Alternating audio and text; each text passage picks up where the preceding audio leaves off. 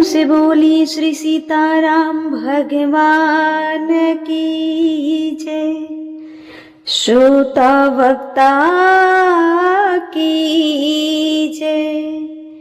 प्रिय भक्तों, कल की कथा में आप सभी ने सुना कि लक्ष्मण जी की मूर्छा भंग हुई, और लक्ष्मण जी की जब मूर्छा भंग हुई तो सारे ऋक्ष वानर जयघोष की, वो जयघोष की खबर माता सीता तक आ गई। माता सीता तक आ गई और पूरे लंका में पहुंच गई। माता सीता ने त्रिजटा से पूछी कि ये क्या चीज का जयघोष है। त्रिजटा माँ ने कहा कि लक्ष्मण जी का मूर्छा भंग हो गया, लक्ष्मण भैया फिर जिंदा हो गए। रावण को जब पता चला कि लक्ष्मण की मूर्छा भंग हो गई, टूट गई, तो रावण तिलमिला गए। मेघनाथ निकुंभला देवी के मंदिर जाकर पूजा करने लगा, हवन करने लगा। विभीषण जी ने बताया और लक्ष्मण जी से उस यज्ञ को विध्वंस कराया। उसके बाद मेघनाथ तिलमिलाता हुआ अपने महल में वापस आया और मंदोदरी से कहा कि आज या तो लक्ष्मण मरेगा या मेघनाथ मरेगा। आज मृत्यु तय है, या लक्ष्मण की या मेरी। और मंदोदरी से विदा लेकर अपने माँ के पास गया, सुलोचना से विदा लेकर माता मंदोदरी के पास गया, मंदोदरी से प्रणाम की, विदा ली। उसके बाद अपने पिता रावण के पास गया और रावण से भी कहा कि पिताश्री, आज का युद्ध अंतिम युद्ध होगा, या तो हम मरे या तो लक्ष्मण, या तो हम मरे या तो लक्ष्मण, पर एक आदमी को मरना ही पड़ेगा। आज एक आदमी को मरना तय है। तो लक्ष्मण जी, इधर लक्ष्मण जी भी अपने तैयारी में थे कि आज तो इंद्रजीत को मार के ही रहूंगा। लक्ष्मण जी भगवान श्री राम जी के परिक्रमा करके कहे कि प्रभु, यदि मैं आज मेघनाथ का वध नहीं किया तो फिर मैं आपके आगे मुंह नहीं दिखाऊंगा। यदि मैं आज मेघनाथ का वध नहीं किया तो अपना मुंह कभी नहीं दिखाऊंगा आपके सामने। भगवान राम ने कहा तथास्तु। इधर लक्ष्मण जी भी संकल्प कर लिए कि आज वध करना ही है, और उधर मेघनाथ भी कहता है या तो लक्ष्मण मरे या तो मेघनाथ मरे। दोनों एक से एक वीर, दोनों योद्धा, दोनों के बीच युद्ध होने लगी। सारी देवी देवताएं आकाश मार्ग से देख रहे हैं, आकाश मार्ग से देख रहे हैं। इंद्रजीत का मृत्यु तो लक्ष्मण के हाथों हुई थी, लक्ष्मण जी के हाथों ही लिखा। निकुंभला देवी के यज्ञ में अमृतत्व प्रदान करने वाला था, लेकिन विभीषण की सलाह पर लक्ष्मण जी ने यज्ञ को बीच में ही भंग कर दिया। यदि ये यज्ञ भंग नहीं होता तो मेघनाथ अमर हो जाता, मेघनाथ अमर हो जाता। मेघनाथ भी कोई साधारण नहीं था, मेघनाथ भी कोई साधारण नहीं था। उसे अन्य कोई मार नहीं सकता था जान से। मेघनाथ को लक्ष्मण जी के सिवा अन्य कोई वध नहीं कर सकता। क्यों? क्योंकि मेघनाथ भी तपस्वी था। लक्ष्मण जी 14 वर्ष की जागृत रहे थे। मेघनाथ के मारने के लिए भी बहुत सारी शर्त थी। जो 14 वर्ष जगा हो, जो 14 वर्ष फल मूल खाया हो, जो 14 वर्ष स्त्री से स्पर्श ना हुआ हो, वही व्यक्ति मेघनाथ को मार सकता है, अन्यथा मेघनाथ को मारना आसान नहीं है।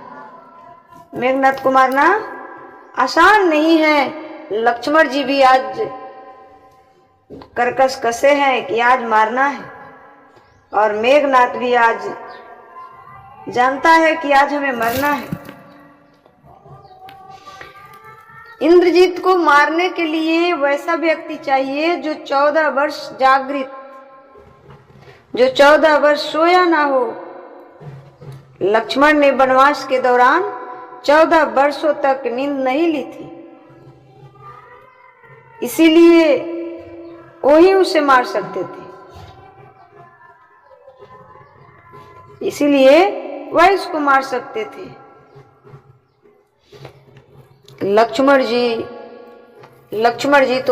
जी शेषा अवतार एकदम लाल आंखें किए हुए युद्ध में गए और क्या किए? मेघनाथ का वध कर दिए। मेघनाथ गिरा धरती पे, सर कहीं अलग, धर कहीं अलग गिरा। मेघनाथ अंतिम में मरा तो सही, पर वो भी अंतिम में क्या किया? भगवान का नाम ही लिया। क्यों? क्योंकि सब लोग तपस्वी थे तो राक्षस, जात से तो ब्राह्मण थे ना, पर ब्राह्मण थे पर राक्षस क्यों बोलते थे?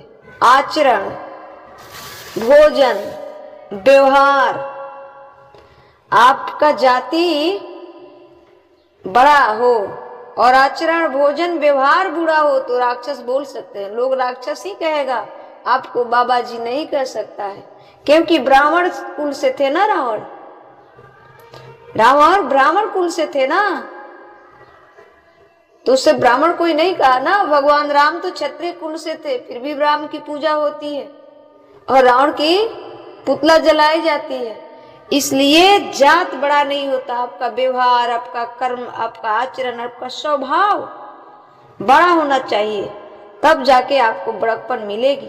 सम्मान, प्रेम, आदर दोगे तो आदर मिलेगी, आदर नहीं दोगे आदर नहीं मिलेगी। जैसा करनी वैसा तो भरना ही पड़ेगा ना।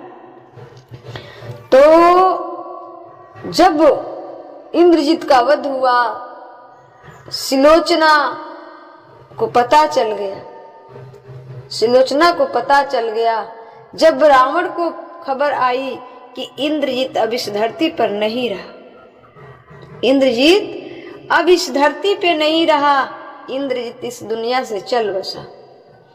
अब रावण को विश्वास नहीं, अहंकार में इतना अंधा हो गया था रावण।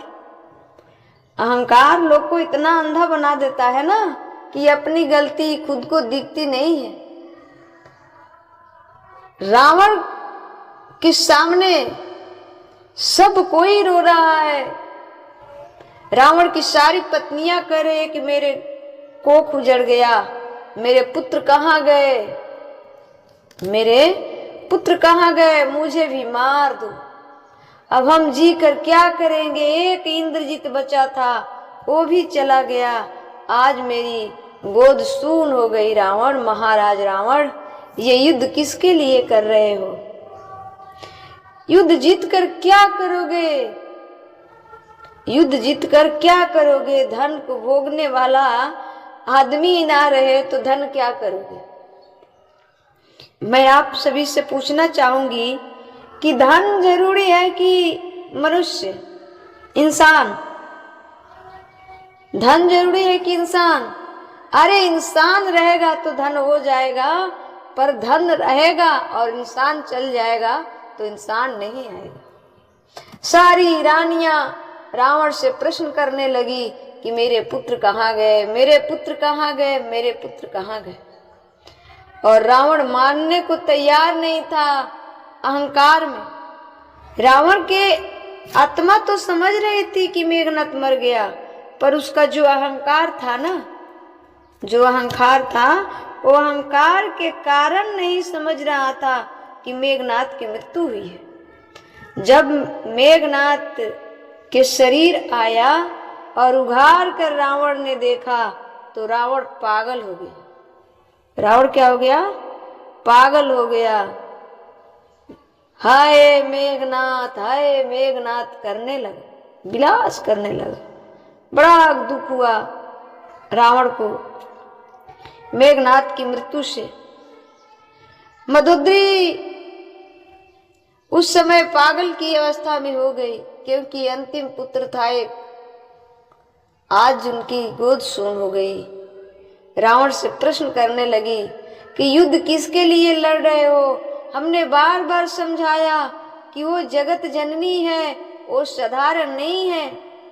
और जिसे तुम बनवासी कहते हो ना, जिसे तुम बनवासी कहते हो ना, वो साक्षात विष्णु है। वो साक्षात विष्णु है। आप किसके लिए युद्ध लड़ रहे हैं? युद्ध से क्या फायदा कि सारे नाती बेटे का बलिदान हो गया। इस युद्ध को जीत कर भी क्या करोगे, ये भी तो हमें बताओ जरा। इस युद्ध को जीत कर क्या करोगे, ये भी तो बताओ हमें। आपके संतान ही ना रहे, आपकी पत्नी ना रहे, आपकी परिवार ना रहे, तो फिर इस धन के युद्ध जीतने से क्या फायदा। अब से भी जो बचा है मान जाओ, अब से भी जो बचा है उसे मान जाओ, उसे बचा लो ना। रावण तो अभिमानी था। रावण क्या था? अभिमानी था। उसको तो अभिमान था। रावण ने कहा कि मैं पैर जो आगे बढ़ा देता हूं ना, सो पीछा नहीं खींचता हूं। अरे मेरे प्यारे भक्तों, रावण के इस बात से हम सबको सीखनी चाहिए। हम सबको मैसेज मिलता है कि रावण ने कहा कि हम पैर आगे बढ़ा दिए तो फिर पीछा नहीं करते। अरे यदि पीछा कर लेने से कल्याण हो जाए तो पीछा कर लेना चाहिए। अहंकार किसी को कुछ देता नहीं है, विनाश करता है। रावण का विनाश का कारण सिर्फ व सिर्फ अहंकार था। अहंकार था और चरित्रहीनता था और दूसरों को सताना था। दूसरों को सताने की विचार थी ना, इसलिए नहीं सब हुआ। अब रावण के पास तो कोई योद्धा बचा नहीं। सारे सैनिक मटिया मीट हो गए, सारे सैनिक मटिया मीट हो गए। अब एक बचा है कौन? रावण अकेला। अब तो कोई सलाहकार भी नहीं बचा जिससे वो सलाह भी कर सके कि मैं क्या करूं। मदोदरी तो पागल की तरह हो गई। अब कोई सलाहकार भी रावण के पास नहीं बचा जिससे वो सलाह भी कर सके कि मैं करूं तो क्या करूं।